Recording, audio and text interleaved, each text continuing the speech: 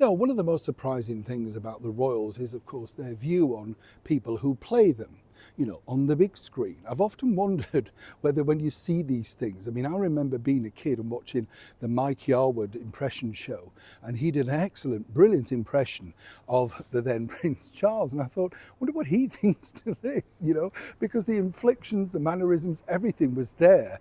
And there you are, sort of, whether you like it or not.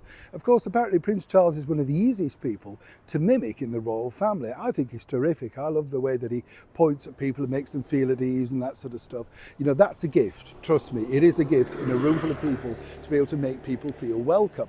But of course, through the years, we've seen, as I told you previously on a video, the roles being portrayed. For instance, Dame Anna Neagle played Queen Victoria twice on the big screen. And as opposed to a lot of our generation, you would think that, Dame Helen Mirren as the Queen in that very, some people might say, controversial film, The Queen. Well, she's played her a few times, hasn't she? On stage, on film, and has met the Queen. I thought that would, can you imagine what sort of conversation, didn't like the dress, didn't quite get the hair right or whatever.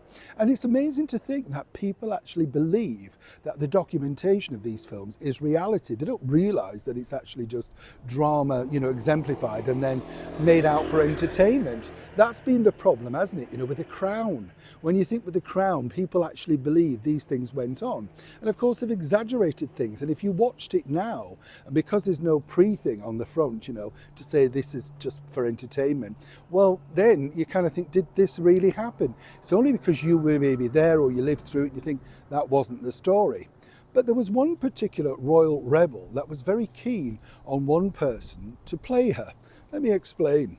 Hi, morning. Nice to see you. Thank you so much for your time. Lovely to see you again. Absolutely. And welcome on and all brand new subscribers. It's funny, isn't it? As I say, when you get, so we haven't done a wave. I mean, it's funny, isn't it, when you say that you have people who play you and you think, and I don't know if anybody's ever taken you off. It's happened to me and you think, I'm not like that. But then you think, actually, I am a bit, and that's the thing, isn't it? It's sort of a piercing reality that you think, no, do I do that? Do I sit like that? Do I look that bored?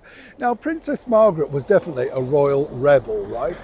And most recently on screen, she's been played by Helena Bonham Carter. And what's interesting about Miss Carter is I think she's a brilliant actress. Very, very well connected. Oh boy, if you could be any better connected, then she's definitely the one. And if you remember, she famously said that she'd had contact via a seance or a medium as to see exactly what Princess Margaret thought. But actually, I can reveal that way back when Princess Margaret was alive, there was an actress that she thought would be ideal to play her.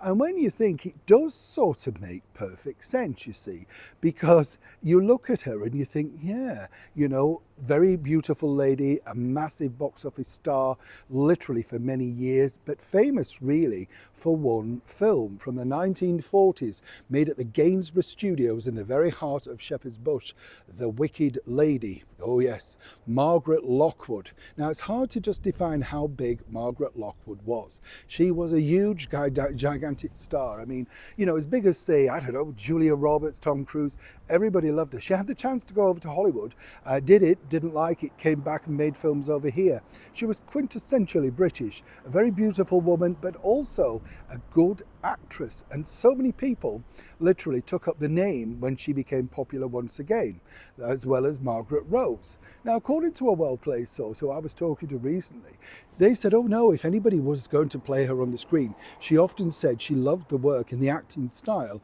of Margaret Lockwood. And I thought, right. And she said, well, in particular, you see, she liked the fact that she was a little bit cheeky, a little bit dangerous. And also, she loved the fact that she'd been such a big star in the movie The Wicked Lady. Makes sense now, right? And so consequently, when you look at stuff like this and you look and think, wow, who would have been better to play her? Margaret Lockwood, as we sadly know, well, is no longer with us, left a fabulous volume of work. Lots of it you can see for free on here on this channel on YouTube, and starred in a brilliant TV series, I think called Justice, up at Yorkshire TV, playing a sort of QC barrister thing.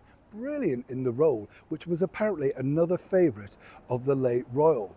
So when you think about, well, Helena Bonham Carter playing Princess Margaret, she was good at it. But what about Margaret Lockwood?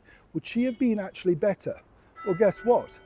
Princess Margaret Rose thought so, and who are we to argue with her choice? Neil Sean in the very heart of London.